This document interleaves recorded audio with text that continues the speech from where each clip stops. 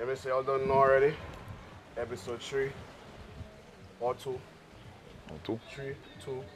Either way, a quattro. Yeah, me say, big episode there right now. Of course, you all know it's carnival season coming around. But this guy here is not only carnival. This guy is everything you could think of when it comes to the world of entertainment and business and entrepreneurship. Of course, Big Don Dada in the place. Legend in my books. All right. I'm sure in many others' books as well. None other than the man himself, Sedale. My cake, my cake, my cake. What's the vibe, Papa? Respect, Uncle Spud. You know already, my G? Thank you for having me. What's the vibe, Papa? What going on? Talk to us. Boy, a lot going on. Always. Carnival around the corner and things, so you know, it's the busiest time of the year. But still, we give thanks, you know, because that's one of the most lucrative times of the year for us as well. True. So we have to, you know, be on the grind. It's culture too. We're spreading culture, we're spreading vibes, and that's what we do with our music. That's what we do with our events and things. So looking forward to that. Baba, now, boy, we can go so many places. Let me go on this swag first. By I say law. my boss, what's my boss pants? That big, Parachute. I've got the parachute. Just give him a fast drip check, man. yeah man, we Boy. did the drip check. Boy, well, Yeah. it's good, you know. I know, we don't check big up and then behind the scenes, I check it. Yeah, But yeah, I was I telling hold on the Spud, parachute. I say my boy get a new stylist, and Yeah. you see us creatives, you always have to stand out. Yeah, man, And yeah, man, I yeah, man, see yeah, you man. doing that. Yeah, man. Yeah, So man, big man. up yourself, my I mob. go heavy on the drip, bro. At the end of the day, you're a walking brand, so you know. For By true, law. for That's how I true. always keep it. For And you're true. speaking of brands, Transcend. Let's start on Transcend. I feel Yeah. like, you know, bro, honestly, I watched Transcend grow over the past years, and I've been so happy to watch the journey, bro. You understand?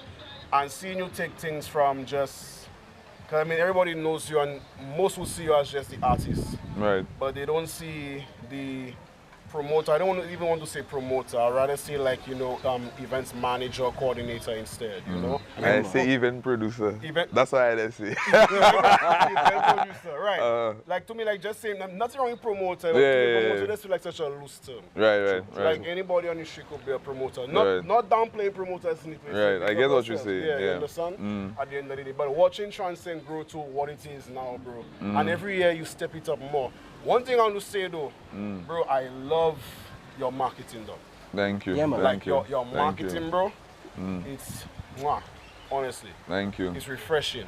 You understand? It's few of you in Lucia, I see, that really take the marketing serious and really go all out with it, as you should at the end of the day. You know, I find that's an area we lack a lot in Lucia. You just feel like once you just put out a flyer, that's Right. it. Right. And boom, we there, people must come, things, push your vibe. Yeah. But tell us about Transcend, man. Tell us about the origins of Transcend, how journey. Transcend started. What made you sit down one day, probably in your couch, chilling, you know, and just say, you know what, like, I feel like I go do a vibe, you know. Yeah. The Transcend was birthed out of frustration. Yeah, it was birthed out of frustration because I had, to give you some context, at that point I think I was probably professionally singing, I like to consider it, for maybe like 7 years. And I wasn't getting as many bookings as I thought I should have gotten. I grew tired of begging. And then even when you did get the opportunity to be on an event, man want to pay you like chump change. You check it? So I sat back and I said to myself, see, that I making sense. You recording music, you're listening it, writing songs, shooting videos with the hope that a promoter going to put you on their show. And I figured that I was putting my destiny too much in the next man's hands. You check? So I figured, you know what happened? Got having my own show. I didn't know how to go about having a show. The first one was frustrating, you know, having to get permits and whatnot, even knowing where you have to go to get the permits and going through the process, you know. But I said to myself, like, yo, I want to do something where I can have a legacy, you understand? I end up linking one of my very good friends, Safia, and I guess I pitched the idea She liked it. She's somebody who's also big on the culture. When it comes to saying Lucian culture, Caribbean culture and whatnot. So she came on board, other friends of mine came on board. And at first, it's just your partners, giving you strength, helping you execute the event, execute your ideas. And I have to say, speaking of friends, I have to big up my friends and my family as well, because without them, Transcend wouldn't be where it is right now. Because I have friends who listen to me and they support the crazy ideas that I have. And I appreciate them for that, because without them, it wouldn't happen, like I said. So they came on board. We started Transcend at Salmon's Park in 2015. And we did Salmon's Park 1 year, then we did Pigeon Island. We did the concert style. And that one we take a hard pluck. We take a hard pluck with that one. The first one was good. You kind of break even and thing. The second one, and that's when Transcend was on a Saturday, right? So the second one, we did it the same day as Remedy. So Remedy was on the outside and we were on the inside. Yeah. And at that time, Remedy was not what it was today. That year was literally the first year Remedy, went big. So now I think they had partnered with Yuma from Trinidad. They had a whole bunch of big artists coming through. So, the attention was on that event more than ours. And that year we take a hard shock. And it's important for people to hear these things, because people feel like sometimes things were just always good. Yeah. Things were not always good. And that's one of the instances where I could tell you all, we take it hard. You understand? So I want to just jump a bit on that. Being, you putting together an event, and I mean, you never really know. I feel like you never really know if your event is, unless you have like full tickets sold out long in advance. You never really know how the hell your event going to go until maybe like, I can't even say 3 hours in, maybe like halfway in. You never really know. So what's that feeling like? Us, I mean, we can only imagine what the feeling's like when your event going good. But if you now with taking all the risk and everything, how does it feel now for you when you sit there and you're like, shit, boy? Boy, so here's the interesting thing, in St. Lucia, we have a habit of buying tickets late. Yeah. So I can tell you there were instances where we had Transcend and we put tickets out and tickets not moving out as you expected. One of the craziest things about doing events is, any promoter will tell you that there's a lot of anxiety involved with it, nerves as well, because you invest a lot of money, there's a lot of planning, there's a lot of time and energy that goes into doing an event. And to see your tickets not moving, it makes you anxious. 1 year for Transcend, when we had it on the beach at Beach 1 in Pigeon Island, inside the park, I remember we didn't sell many tickets prior to the night. And bro, on the night itself, we probably sell maybe 400 tickets, 500 tickets. Like, people just show up on the night. You check? There were times when you're expecting that and it doesn't happen. You check? True. So sometimes it comes, not sometimes, most times, if not all the time, it comes down to the wire. So that in itself is nerve-wracking, because you don't know if people are going to show up or not. All you could do is put your best foot forward. Like you mentioned a while ago, marketing is something that we take very seriously. I come from a marketing background. I actually went to school for marketing. Okay. And when I say that, I don't feel like school is what make me, creative, No, man. I always tell people that when it comes to marketing is really like, I kind of feel like it's something that's innate. It's almost like a talent, Yeah. School teaches you, certain formalities in business and whatnot. But the marketing for me, what I've been focusing on lately is not just, like you said, putting a flyer out, but I want to tell a story. I want to get you emotionally invested in my event. And one of the ways we did that with Transcend as of late, maybe the last, 3 years, we introduced the themes concept with the colors. Yeah, man. And for me, I watch a lot of TV. So I sit back, I analyze a lot of what goes on TV, and of course in the event space as well, not only just in Lucia, but regionally, internationally. And I said, yo, the team thing is something to draw people in.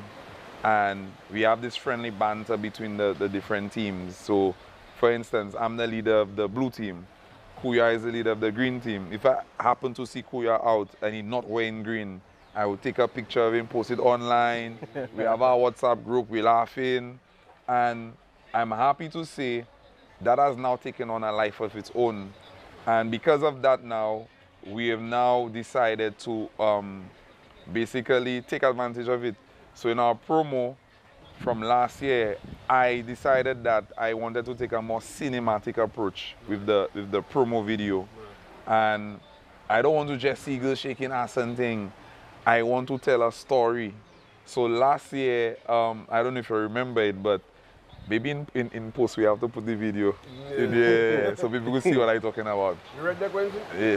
So last year, I decided to take more of a cinematic approach and do a little more storytelling with the whole crew concept. And it's like, the concept is like the crew leaders in this back room having like this meeting, this mafia meeting type of thing. And if you look at the intro of it, that intro was inspired by the intro in this movie called Belly. I don't know if you'll ever hear about Belly. That's DMX and Nas in it. Yeah. So they have a very iconic intro to the movie. When the movie just opens up, they walk in for a club in slow-mo and there's a lot of neon elements and whatnot.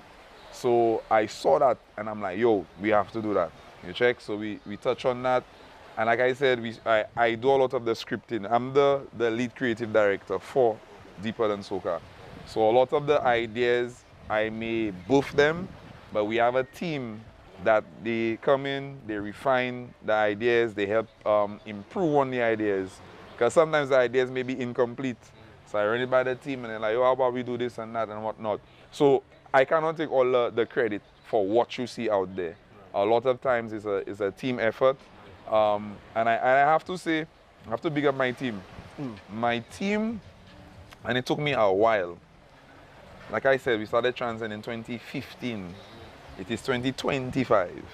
And I feel now is the time where we actually have gotten the best team together.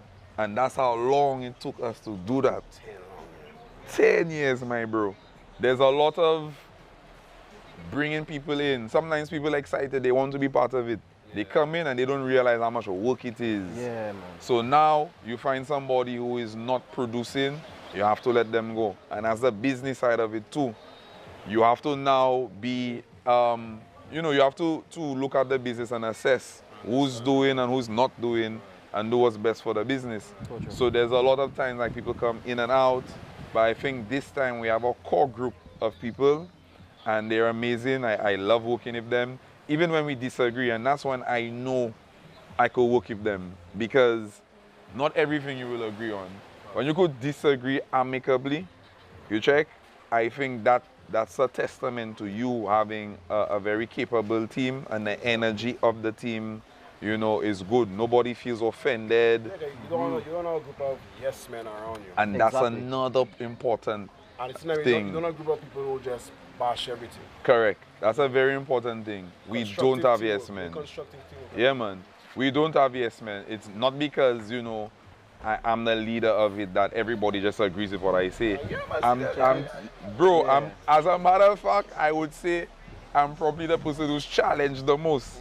And what that does, it keeps me on my toes, For true. And it benefits not just me, but it benefits the organization, it benefits the events and whatever other initiatives that we try to do.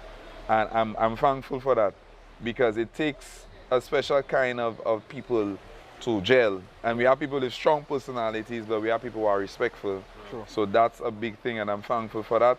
And when we come up with these concepts, I think big. I think very big. As a matter of fact, when we leave here, when I'm done recording this podcast, I'm heading to another site where we're starting the shoot for Transcend promo video this year. Man. And this one is going to be crazy. This one is going to be even more thorough, more detailed. We're going to be shooting for 3 days.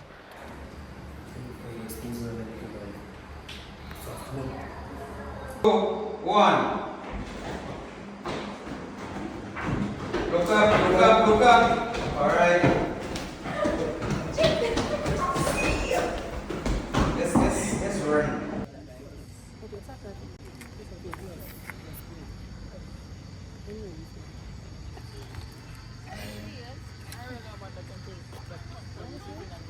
It's not a photo for shit. Yeah, Missy, so we had the Transcend mini movie shoot, right? This is day 2. We're shooting my scene in front of Caribbean cinemas, and we got to go and shoot the other part of my part over by Caribbean Metals. It's been a long night. Last night was also long, and tomorrow, which is our last night, is going to be our longest night. This is something that I don't think anybody has really done something like this for an event. So, expect something epic when it comes out. Tomorrow we're expecting our Dominican counterparts. So big up Rio, big up Triller, big up Fifi, big up Sedale. They're coming through tomorrow to shoot.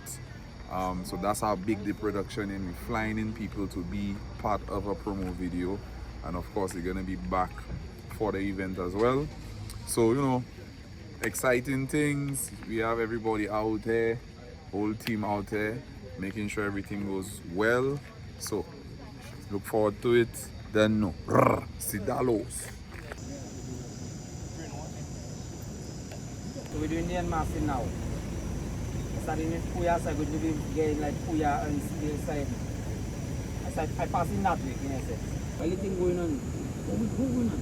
Now when you see the mask drop, you then like your eyes break, so you're squinting, You're squinting, you're trying to see, as you regulate. Right. In 3, 2, 1.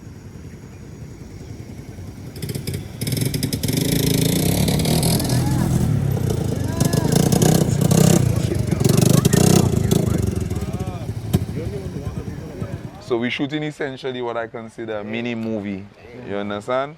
And again, it lends to, the fact that we take marketing seriously. I don't want to just put out a flyer and say, come to my event. I want to draw you in. I want to put out the appealing visuals. I want when you see that, it interests you that you have to want to come to that party, you understand? And then in addition to that, we have other marketing initiatives that we do on the ground, other stuff that we do. And again, I have to pick up the team and I want to say them by name.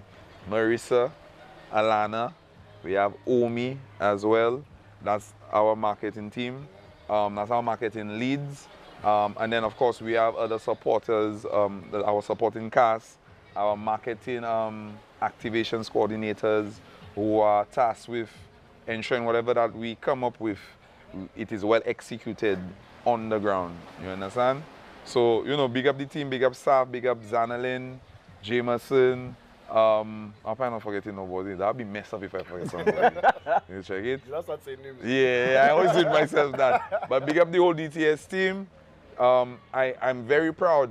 I'm very proud because, bro, it's been a lot. It's been a struggle. Again, like I said, it took a while to get to this point. It took a lot of patience. It took a lot of hard work. And people won't believe, like I've been doing this for years and it's not like you make money every year.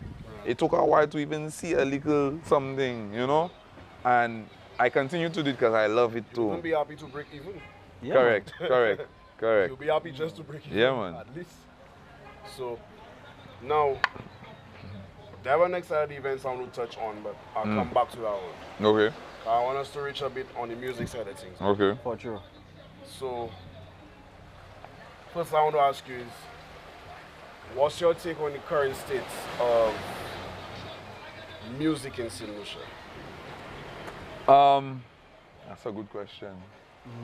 Now we all know you too well. People deem you controversial. You think so? Yeah, man. Bastard, let me tell you something. Every radio station, TV station you go to and you mention the word, or the name I should say, Sedale, it's like, poor Jesse. You understand? But I wouldn't deem you controversial. I just deem you as being real. Yeah, man. Yeah. At the end of the day. Yeah. So, in your realest words, what's your current take on the state of music in St. Lucia? It's interesting how they call me controversial. I like to consider myself, somebody who is very expressive. And I think when people say controversial, sometimes they try to diminish the points that you are bringing forth. Because the points you are bringing forth, it challenges the status quo.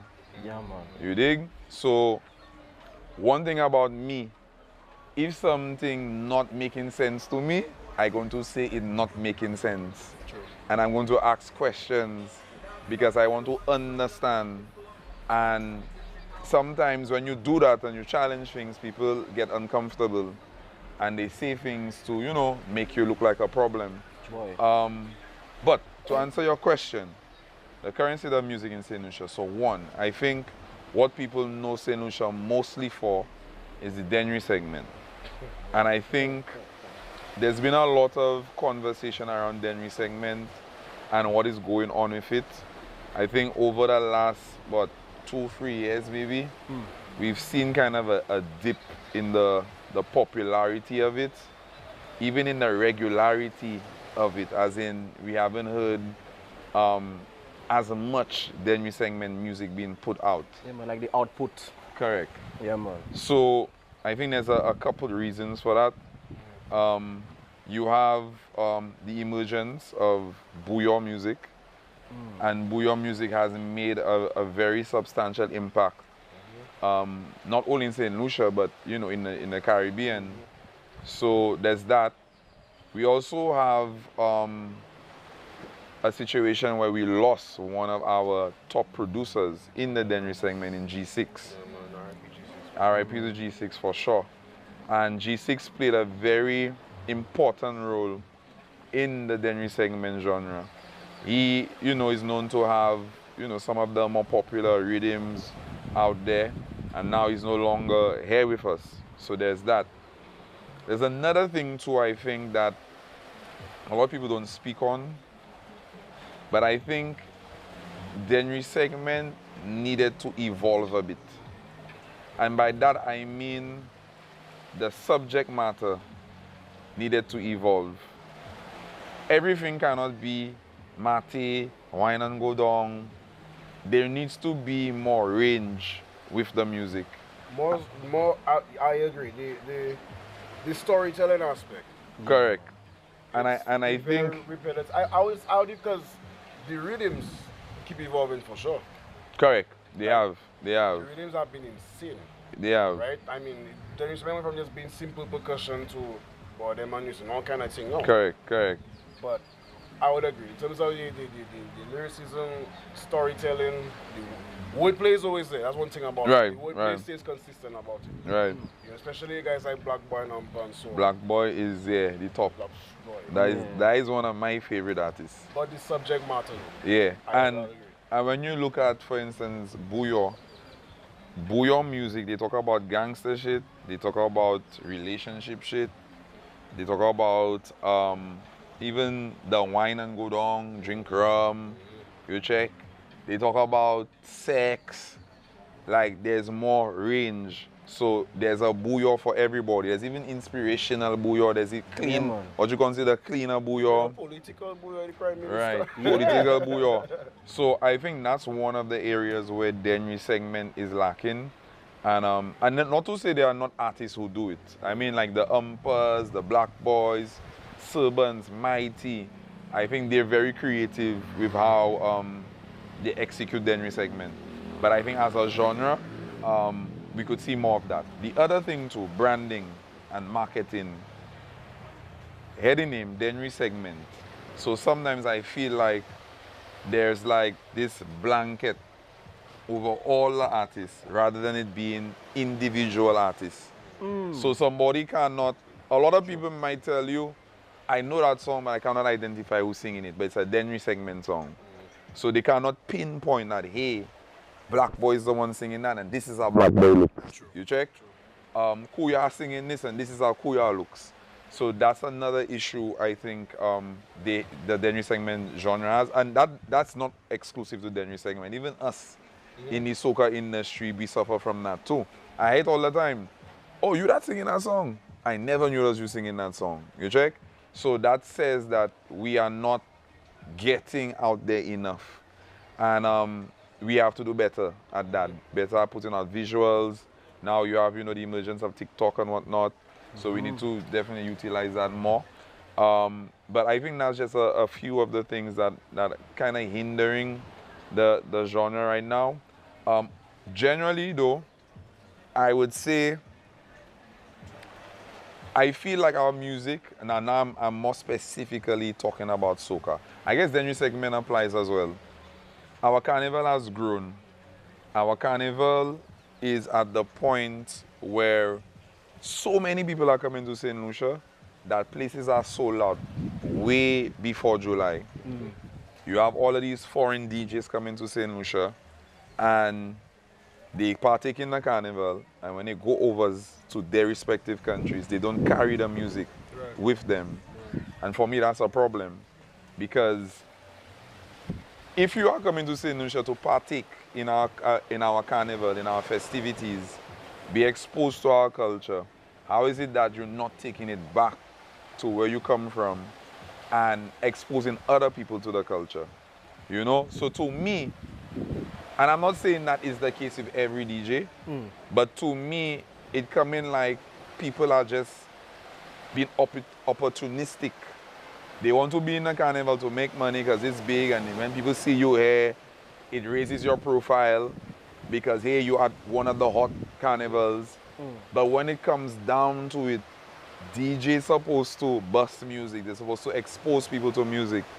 So you could play the music when it's here, but when you go back, you're not playing it. But I feel like, I might play a little bit of devil's advocate here. Do your thing, though. I feel like we also have a responsibility for that too. Okay. Because, I'll say, when I experienced Trinidad Carnival, and not the actual Parade of the Bands, because on the day Parade of the Bands I came back. I went to Trinidad in 2018. I was there at HP.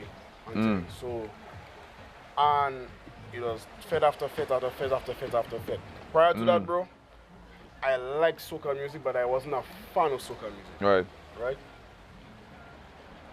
Getting there, soaking in the ambience. One particular event I went to, and I realized, okay, like, when I hear a song talking about fetting, that's what they mean. I went to Soca Brainwash, Private Ryan's event. And that year the theme was, I think, in Wonderland. Okay. So they were portraying like the Wonderland kind of theme or whatever, right? And bro, I was like, wow. Enter the gates, and I did not feel like I was in a regular fucking playing field in the middle of the fucking Port of Spain. I just felt like I was in a totally different place. From the promo girls welcoming in, the little cups and thing and thing they give you and whatever, the vibes you get, the little photo op area, the DJ sets, the MCing, the floor of the event, everything was, and the music, the way the music was presented, and the people itself involving you as a visitor in the music. I just felt like, okay, this is what soca is. You understand? So when I left Trinidad now, I left knowing, okay, that is Trini Soca, and that's what Trini Soca stands for. So I understand it. I feel with us now, not really to our fault, but we don't give it enough of the priority and the special attention in our own culture, our own heritage, our own music. To fully I don't feel we fully understood our music as yet, as a people. And that can go for artists, it goes for the regular citizens, it goes for the promoters, it goes for the stakeholders, it goes for everybody. And so because of that, when a visitor comes, yeah, they'll get the vibe, but they may not understand fully what exactly it is at the core. So I can't really blame them if they come, they play a tune and they go back. Because what's the full understanding? Okay. So that when they pick that song in their crate as a DJ, I know I'm putting on that vibe for my crowd in front of me. I like how you presented that. Because it is a multifaceted issue. I think that we need to have more pride in our product. Exactly. We need to have more pride in our culture. And what happens is you've heard that for the last 2 years or so. People come to St. Lucia and they're not hearing enough St. Lucian music.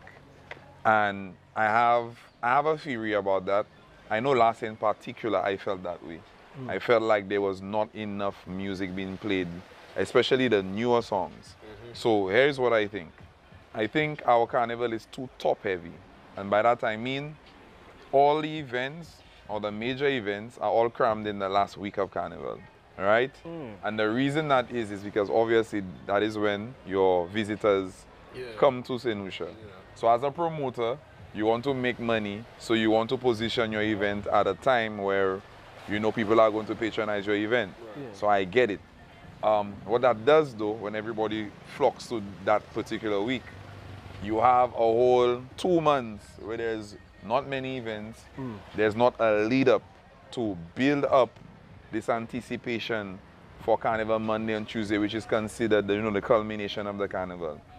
What that does for music, I believe soca music is a genre that has to be not just listened to, but experienced in a social setting like a party. Yeah, man. So if there are no parties or not enough parties for you to experience the music, you are not going to know the music.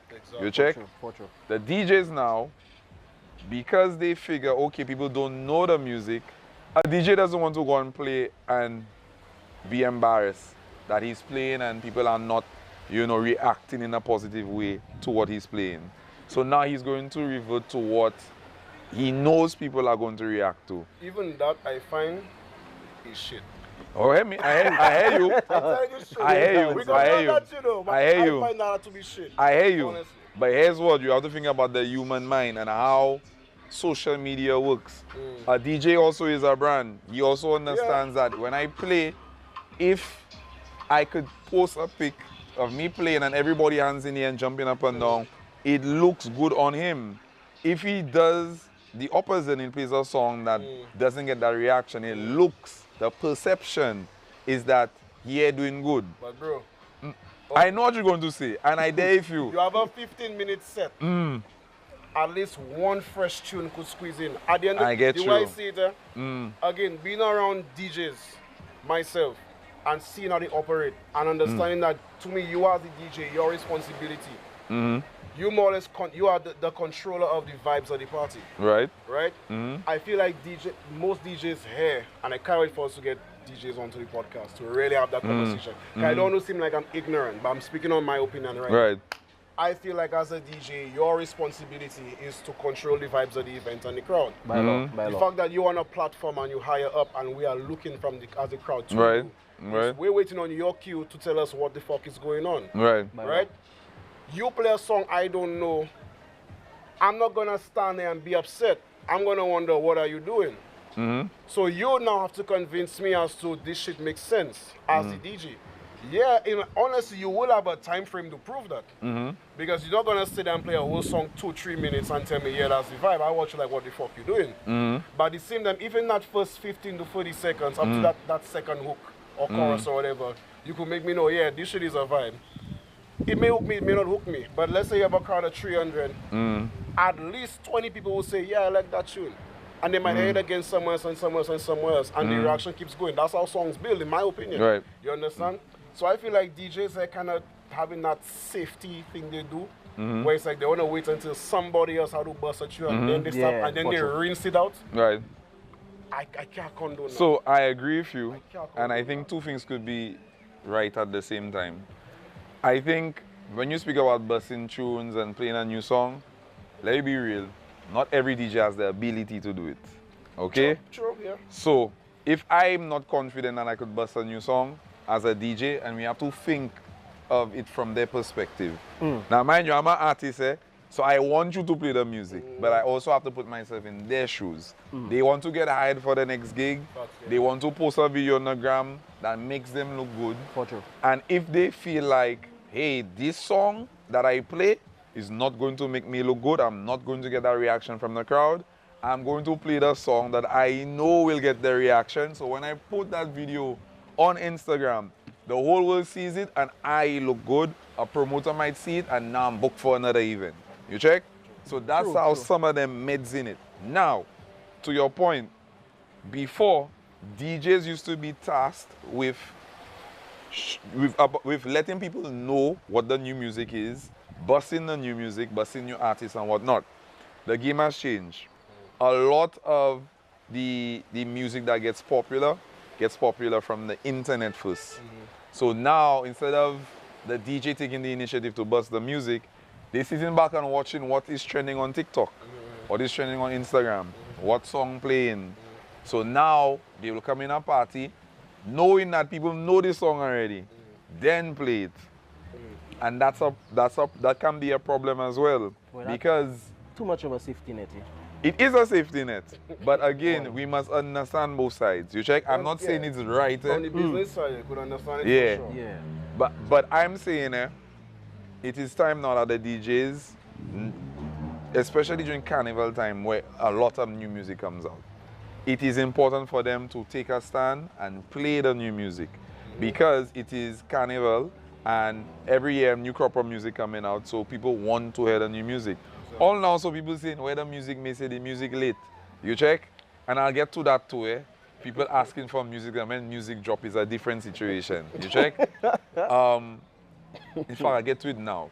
A lot of people will say, may say, where the music? You release a song, no shares, no likes, no comments.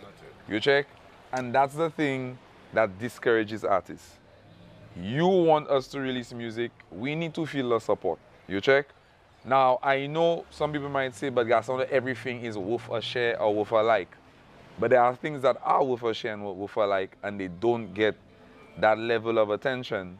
So, as artists, and it's funny enough, I literally in a group chat right now, I have a bunch of us, and we're talking about support. Or rather, the lack of support, where we feel like we put music out, we put visuals out, we come on stage, you all say you're supporting us. However, when we come on stage, what? No hands are going up. You'll just stand up there. You'll just stand up there. Like a You bunch check? of secure. And then you'll talk about support. Crowd, And here's the other thing, eh? Here's what I think about us as St. Lucians. We are patriotic, eh? But we are patriotic in spurts.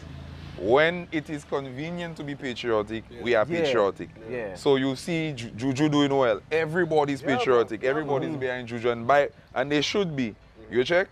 But what about the Juju that is in school right now that has not gotten to the Olympics and won a gold medal yet? That person needs that support. In fact, that's when they need it the most. That's when they need it the most, exactly.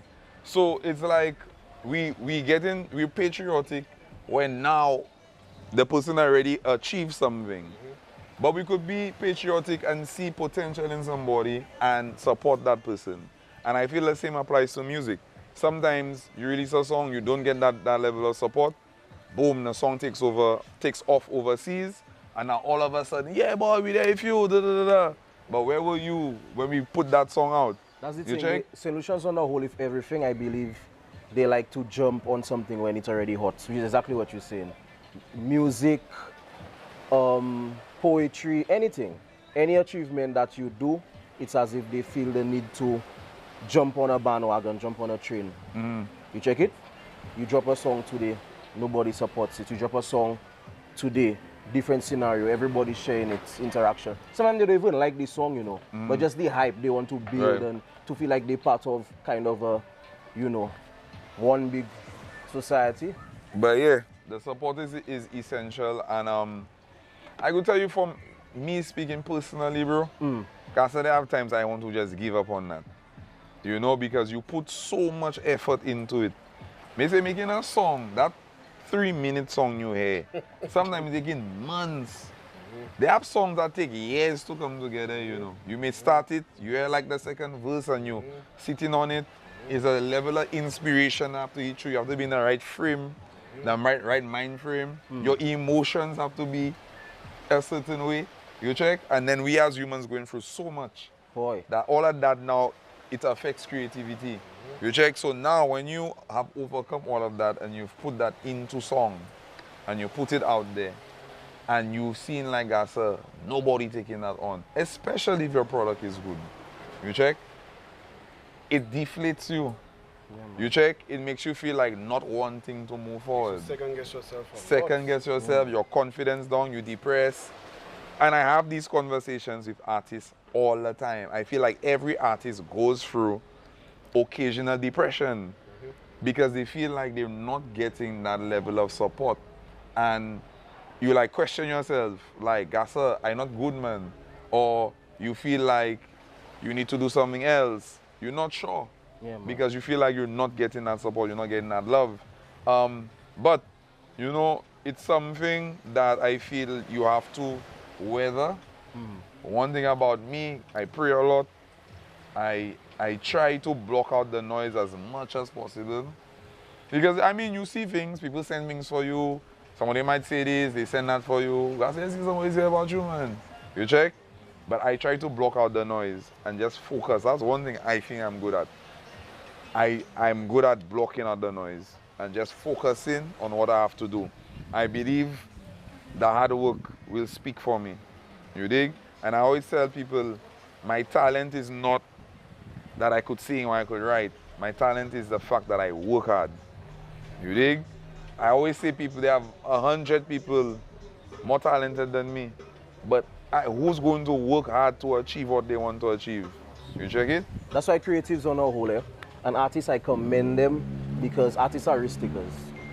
Artists are people you have to, like you said beautifully, you have to be able to take all the noise from the outside and kind of make it motivate you.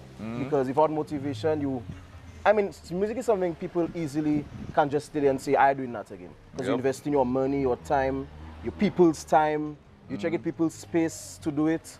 So it really adds up, and the negative could, just like the positive, be overwhelming. Very overwhelming. You know how many relationships I have probably strained because of my obsession to do music? When I say this, and hear me out, eh? You have a shorty. What your shorty wanna go out, chill, go for dinner, drink us a one, two thing. But when you obsess with something and you want to be great at it, I not going and drink nothing. I in the studio. By law. You check it? By law.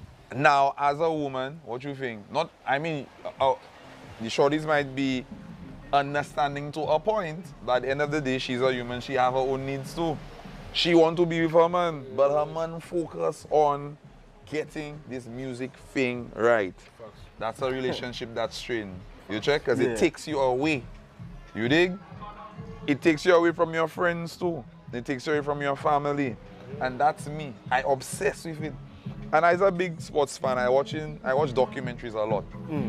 Kobe, Michael Jordan, all of them man will tell you there's a level of obsession that you have to be great. You check? And I see that and I say, bro, I feel the same way. I feel like I'm so engrossed in what I'm doing that nobody can come and step me off my path. That's one thing about me. I focus. Dog, you know how many times I go in studio and a shorty go hit me up, boom, I get a nude. Come and check me out. And I'm not going, bro. I go into the studio, my G. You live in the shorty's dry. Yes, see. That's a sex, and that's another thing as men. That going nowhere. That too, eh? That too. But men have to be strong. Because you see music, music and sex, all of these things go together. You check it? Especially in our society, they go together. Because you get more popular as an artist, you get more attention, more eyes on you, more girls want to talk to you, more girls throwing pussy at you. For sure. You now have to be a man and be strong and understand, bro, if you continue doing what you're doing, that pussy gone, you know. True. Because what you think they're there for, a lot of them are there because of the hype. And that's another thing. You have to be able to discern who is genuine and who is just here because your name calling. Groupies. You dig? Groupies. And here the biggest thing, you speak about groupies, the biggest set of groupies are men. I kid you not, my G. Men, and when I say that, hear me out, men like to be next to the nigga that they figure that pop in. You check? Yeah, just to up themselves. Yeah, you go in a party and the fellas that more want to talk. And yeah, dog, my dog daddy. You ain't know him from nowhere. Just Maybe a man you just seen, you check? But man just want to be down. You understand? And you would feel, some of the women would be more, you know, reserved. Because at the end of the day, we are the hunters. True. You check it? Some, don't get me wrong, they have some are very aggressive. But a man will quicker step to you and, boy, my dog, da da da da. I want to talk and thing. I've been in that situation many times. Now, with that being said, don't get me wrong. You see, you don't shun these people because at the end of the day, they are supporters too. You check? I had to learn how to deal with it. And the thing with me, my personality type, I'm an introvert. I'm very shy. I socially awkward. When I'm out in public, I want to be in my corner because I cannot take on too much energies at the same time. The social battery have a limit. It has a limit. For true. But this is the job. The job is for you to be social, interact with people because these are the people who listen to your music. So I have to be available to these people. You check? Because these are my supporters and I have to be there with them. Imagine if I shun them. That's not a good look. So whether it be a man, a woman, a child, an older person, one thing about me, my bro, I was always raised to treat people nicely. My mother always tell me that. Treat people good. You check? So no matter what circumstance, somebody come up to me, they want to talk, they want a picture, bro, I try my best to accommodate them. Speaking of Sedale, so look at too short. Question I had to ask you, as we're on the topic. What has been your craziest supporter experience? Craziest supporter experience.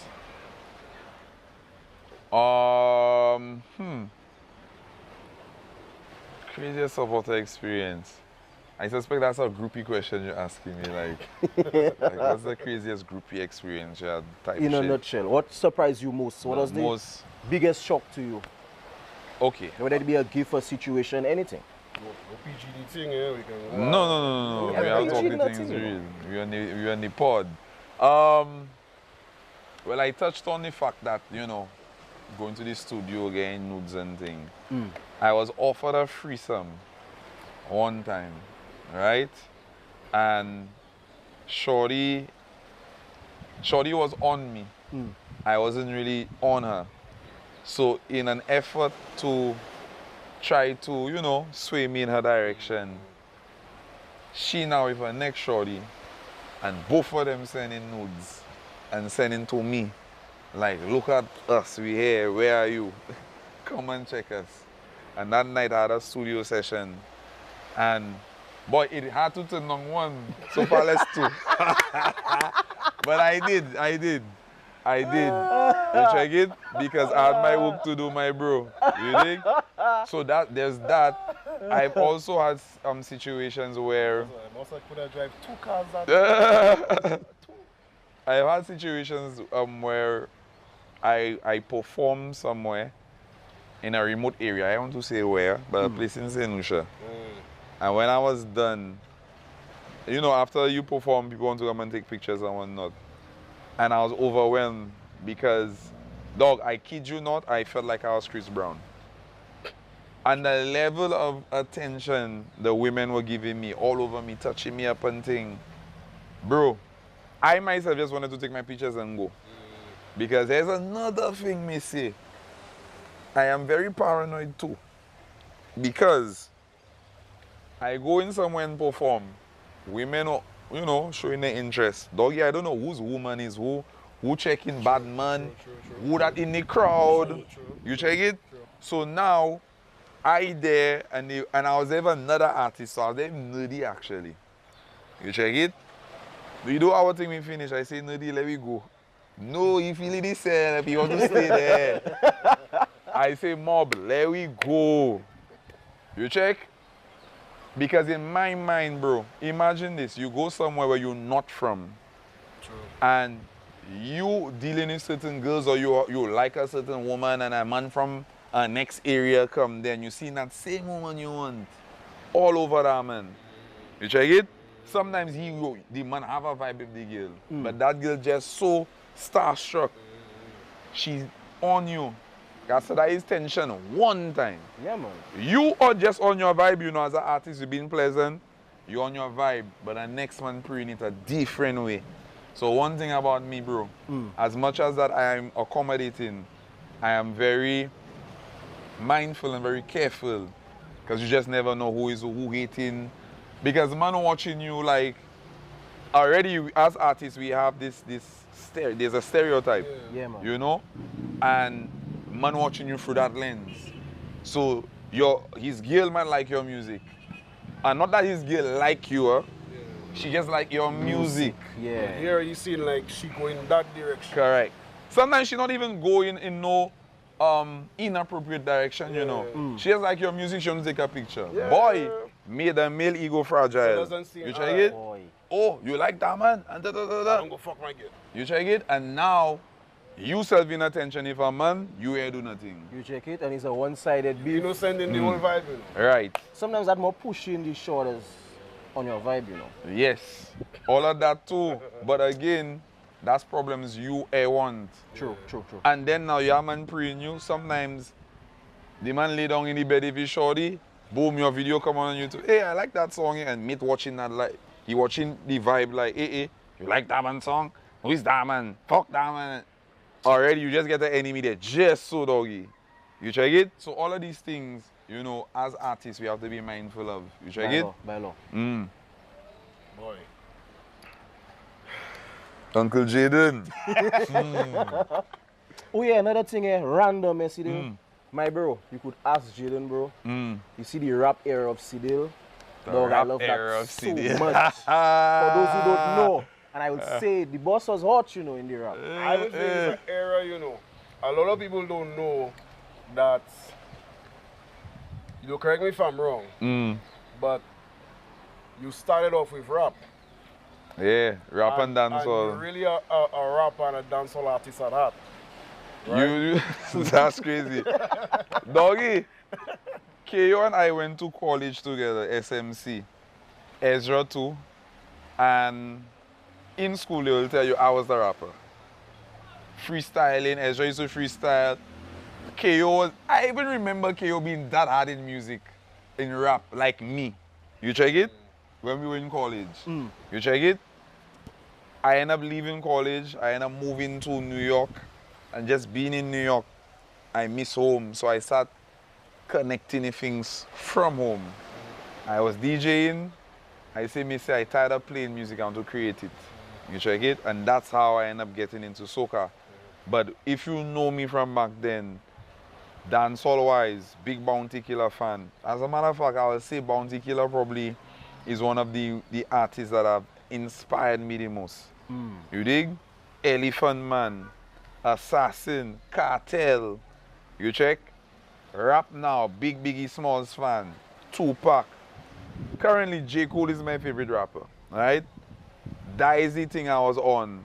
And sometimes people watch me and they make us say, you ain't no soca artist. My managers always telling me, that other music you're doing, why you put it out? You also know. I have a whole bunch of alternative music, dancehall, R&B, rap, pop. The issue that I have is I don't know what to do with it. I don't know how to put it out there because everybody knows me for singing soca. So it's like me's a soca artist and then boom, me just drop an R&B song. Like that not making sense in people's head. But are you a soca artist? I'm an artist. I'm an artist. So then it's your job to figure out how to put it out, bro. And to Yes. steer them in that direction, man. Yes, it is. Because you're in control of the narrative, you know, at the end of the day. Boy, you see that there? You're in control, bro. You know how much I love to be blasting a man, a real girl is wrong here.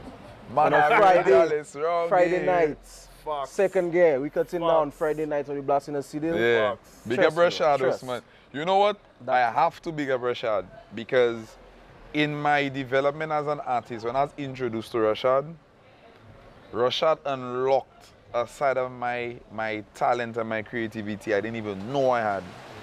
And I don't even know if that youth know that because working with him, I was able to express myself without judgment. Because again, I'm a soca artist. People looking at me for a soca lens.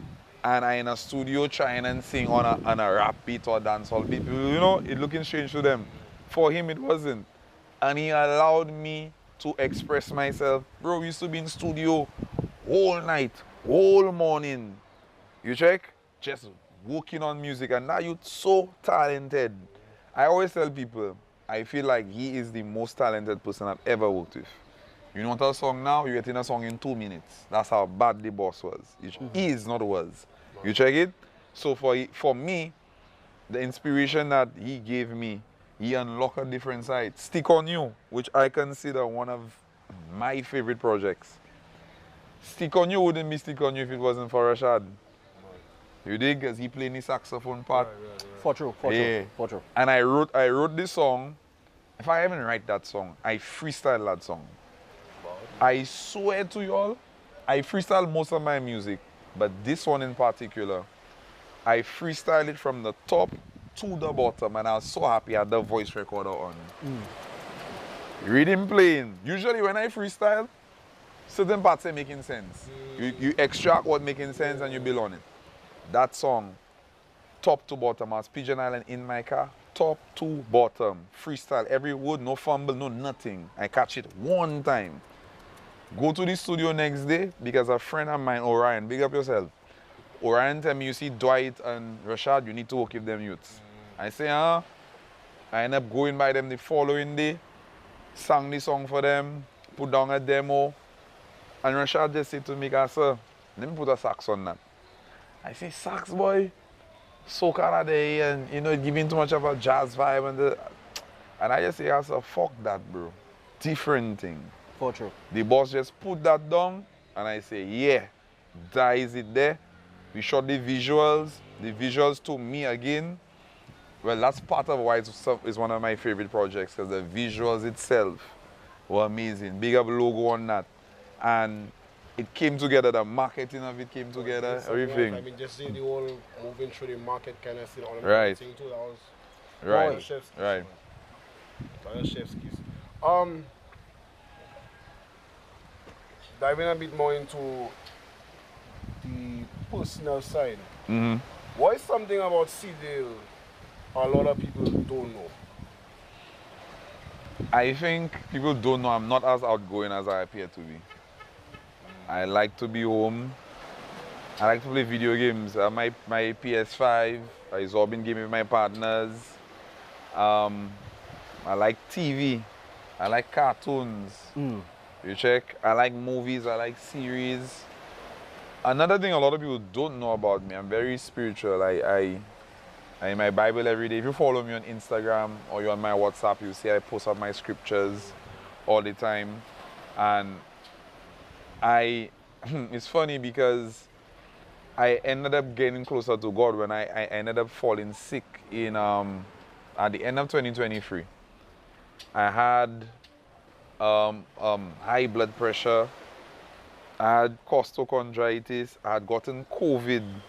I went on Uber Soca and I ended up getting COVID. Now, mind you, I had COVID twice before and it didn't really affect me like that. But the third time, I didn't know what that COVID had in it. That threw me down. And it just brought up a whole bunch of different ailments.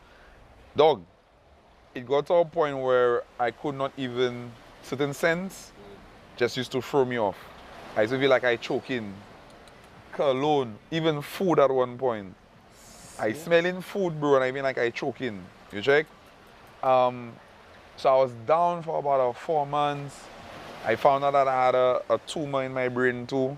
So that one was scary because, boy, and I ended up finding that accidentally. I felt like I had an issue with my ear. Going to an MRI, boom, the fellas find a 8mm tumor in my pituitary gland. Alright? So I ain't that. First thing you're thinking about tumor, cancer, your mind going wild. You check? And I saying to myself, boy, if you have cancer in your brain, like that is eating up. You check, like that is how I feeling. That was my, you know, my mindset at the time. And during that time, it was a lot of doctor's visits. And that in itself is frustrating because you want to get down to the bottom of it. Sometimes you have to see a specialist, you have to wait 3 weeks, a month to see that specialist for them to run whatever test, assess you, and then for you to wait another week or so to find out what they discovered, and then for them to come up with some kind of treatment for you. Sometimes the first set of treatment, it doesn't work. There's an alternative treatment. You know, it was a process, and I was down for a while. There was a time I was off social media for a good 4 months, and nobody knew what was going on except, you know, close friends or whatnot. Even at one point, my mother didn't even know what was going on. You check? And I'm very close to my mom, and she didn't know what was going on. But I was dealing with that. And bro, during them time there, that's what you seeing who is who. That's when you seeing who's your real friends, the real family. And during that time, I got closer to God. I read my Bible every day. You check it? And I vowed to stay close to him and get even closer, even after I got better. So it's not just a situation where, oh, now you're good and things, you know, on the up and now you forget. Nah, man, and that has calmed down my spirit. That has enabled me to be a better person. And I try to share that cheer. I try to, you know, exude that kind of positivity anywhere I go. You check it? So that's one thing a lot of people don't know about me. You check? So it's important for people to understand that, you know? That's a side of me that's very important to me.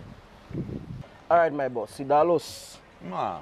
give us some insight, my G, about Dirty Beach, that escapade. You say escapade? Yeah, man. What was the escapade? That vibe, the movement, everything. Talk to us about that. So Dirty Beach was the first time we ever did. It's the first ever Dirty Beach.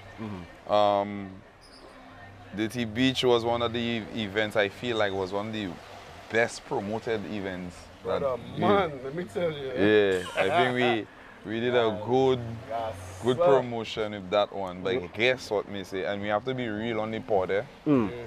It did not meet my expectation in terms of the turnout. And I mean, we could point to various reasons as to why that happened. I personally was disappointed in that because I felt like we went in. Honestly, bro, I don't know what the shades on now. Bro, I was vexed. I said, boy, what? I'm missing that. Because I had a vibe the day before that led up into that day. So I was so tired. Some partners check me, they tell me, oh, that roll. I tell them, I say, I want to, but I'm tired. But send me the snaps. So when I see in snaps now, and I say, but what the people? Right. Because based on the marketing and from the marketing now, hearing so many people say, yes, dog. Yes, dog. I saying, sir, that shit going to be fucking bad. Yeah. And then I seen the turnout and I'm just like, yeah. What the fuck happened? Now, you know what's interesting? Again, the marketing was on point, the ground talking about it. I already know my people. I know it's the last day or two tickets going to sell. You're nervous because it's the first time event. You check? For sure. But in my estimation, I think a bunch of different variables came into play. I think the day was a bad day. The day was a bad day. And mind you, that day was a holiday. But you had an event earlier in the morning that some people went to, that was Rum Bucket. Oh, yeah, right, And, you know, so people would have gone to that tired and probably would not have come to Dirty Beach. You had people who told me that, yo, I thought the event started in the night, like 6 in the night. You check? You had people now who said, yo, I wasn't in St. Lucia yet. So people literally came down maybe the week after. Somebody even said to me, like, dog, had you had that event the week after, that would have been it. You check? So it was deflating to me a bit, you know, not to say that I was at the point where I say I go give up. But you know when you put effort into something and you invest in something and it doesn't turn out how you expect, you know, it's disappointing. However, those who were there, we had about, let's say, 500 people. Those who were there, They had a ball. they had fun.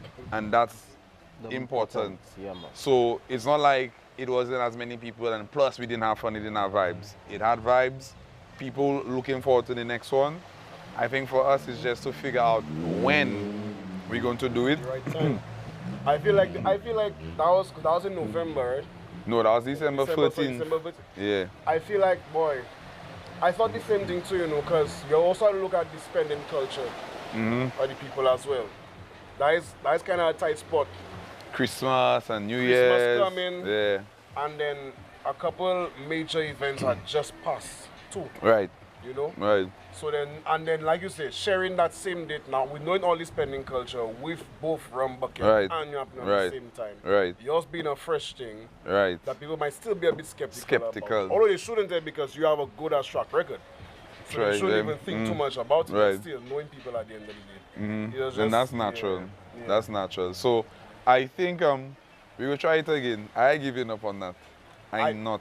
I honestly feel like, and I was expecting when I saw the lineup of the private fets. For Carnival, you thought you do it? I thought that it should have been somewhere in the middle there, bro. You know what? I I feel like that looked is a- at it. Eh? I feel like there is a sweet spot there. Bro. I looked at it. I said maybe even June-ish. Early, You check? early. I looked at it. Yeah. Here's the thing. One, we as a team can take on but so much. I don't want to bite off more than I could chew. Transcend alone is a monster and it takes literally a year to plan it. So I don't want to put that on our team where we have to plan Dirty Beach, which took we planned Dirty Beach in a quick space of time, but if you want it to get better, you need more time, you need more lead time. So it'd be unfair for me to ask my team, hey, plan this big event and we're gonna do another big event in July, then we have JOB a few days later. So what that said to me is that one, our team probably needs to expand and we need to now get more prep time. So maybe next year Carnival, we will do it. But I'm not giving up on the brand. I think we did a good job, like I said, promoting the brand, presenting it to the people. The decor, everything was nice. People had fun. So we just have to wheel and come again. Yeah, man. So watching that, bro, I was like, damn. People get it good though. I was like, People get it good damn. though, but From it. the launch onwards, I was like, Yeah. damn. All right. Yeah. Dirty Beach. We have to talk about new music, guys. Oh, there we go. We got some facts. We have to talk about new music. I just released a new song on Thursday Facts. called Never Me Again featuring Bobo. And Jaden, that means you don't hear this song yet. Of course, I had this song already. Okay. Uncle Spud. We hear this song. All right. That was from a true story, man. Yeah, man.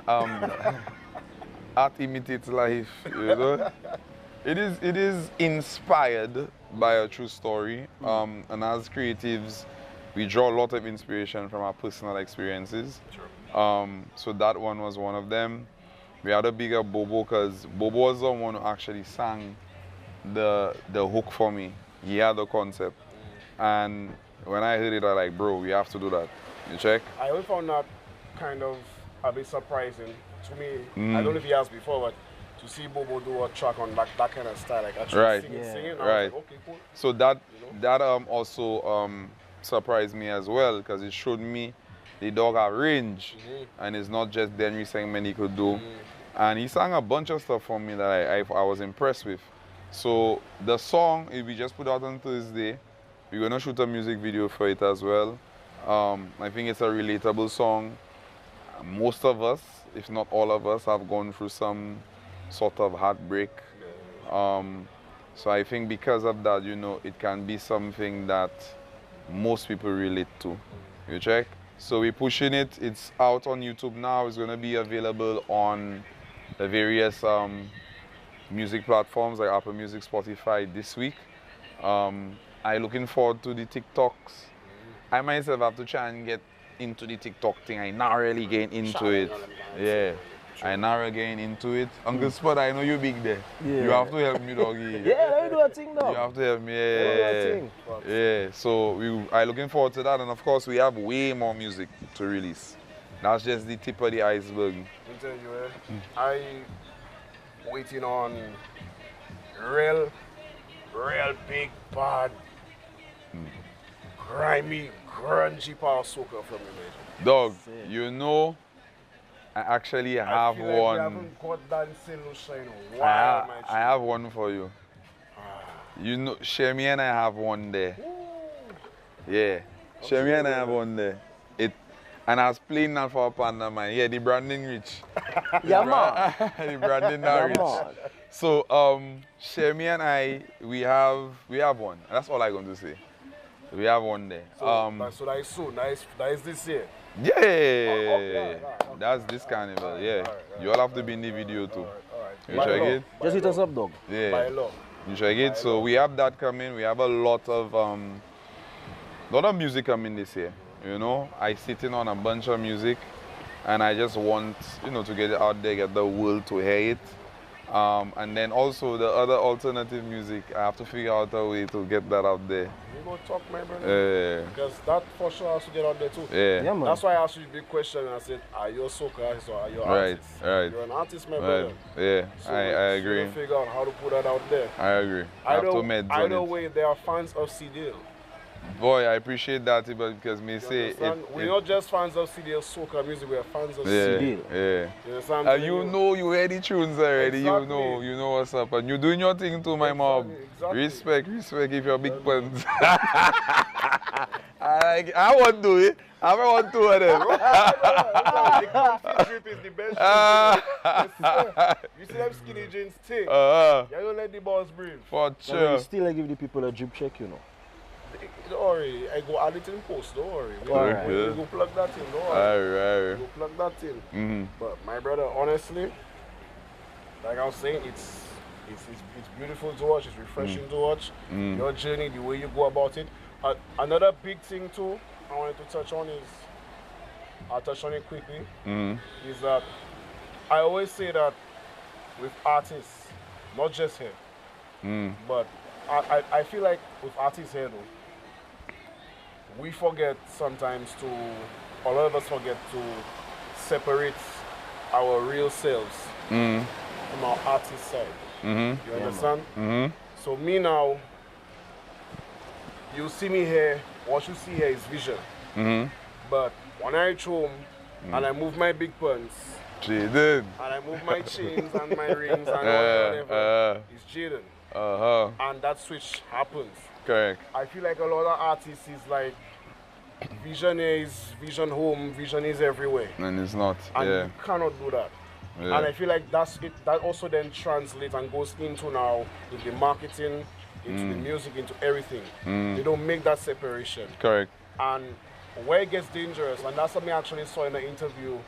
I can't remember if it was Travis Scott or one of them, and they were saying that when it comes to things like even online, because I mean, as an artist, you put yourself out there, that means you're very subject to getting bashed, getting criticism, and so on. If somebody goes and they say, fuck you online, fuck you, Sedale.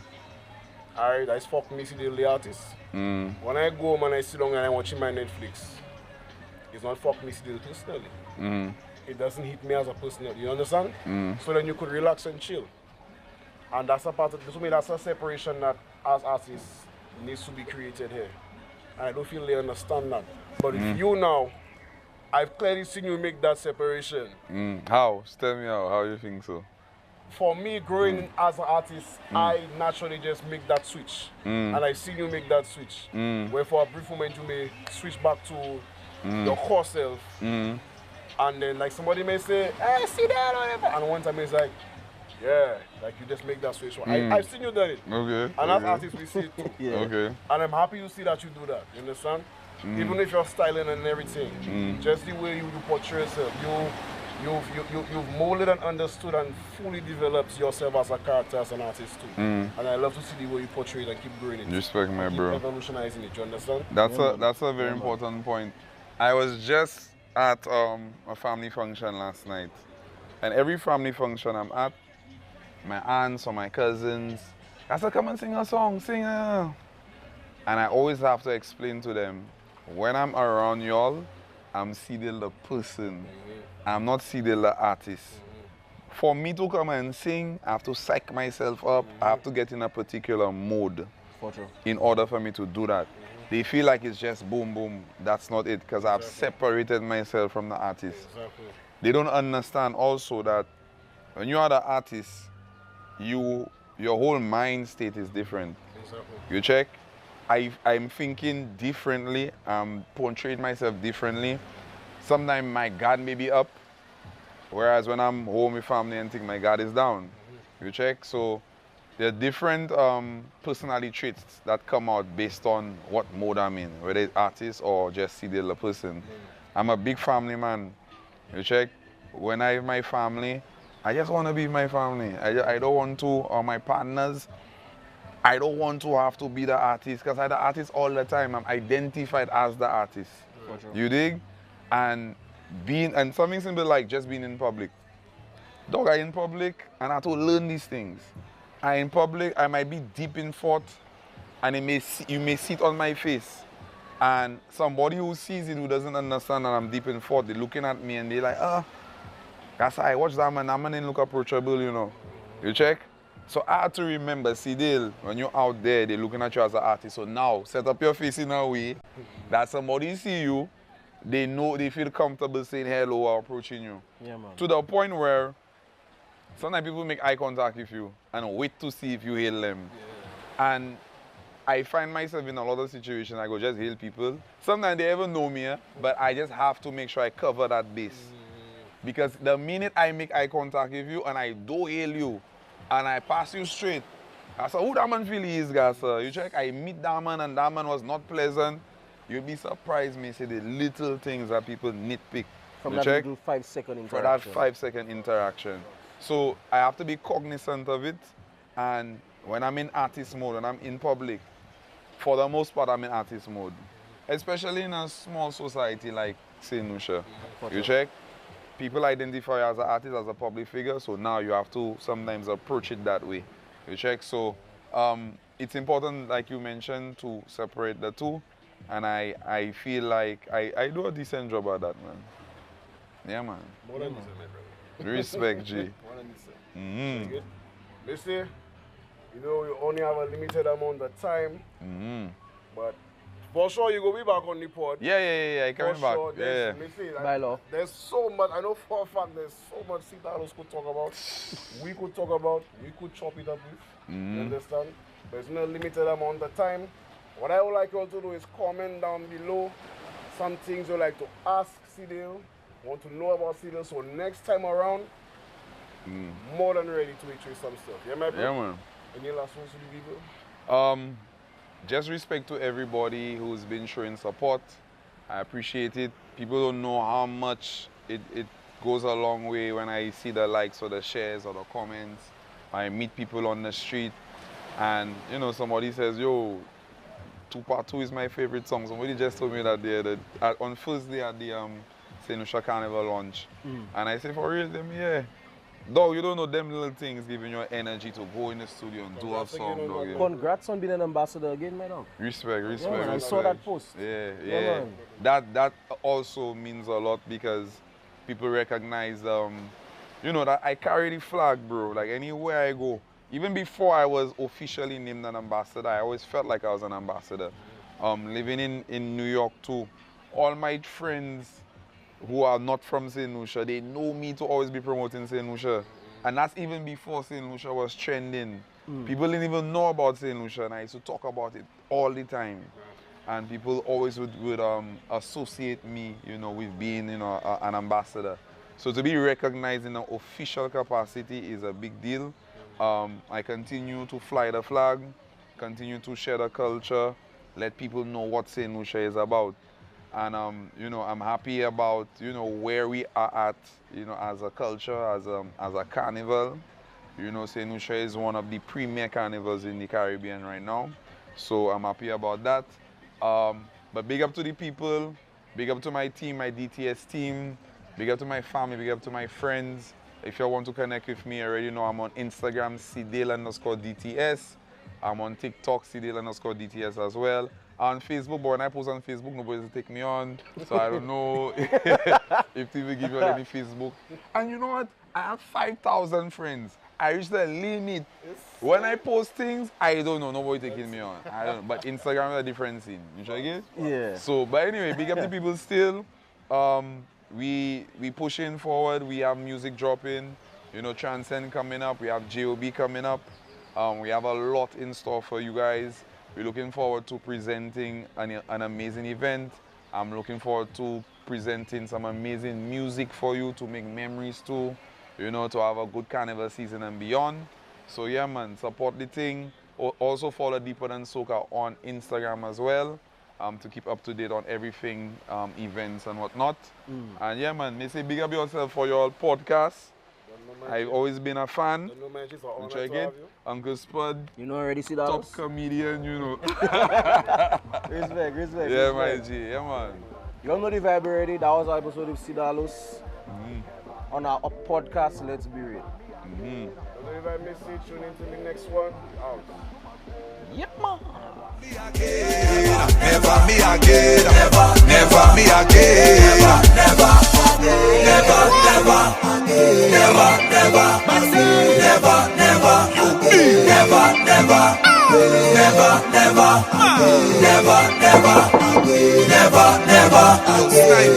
never.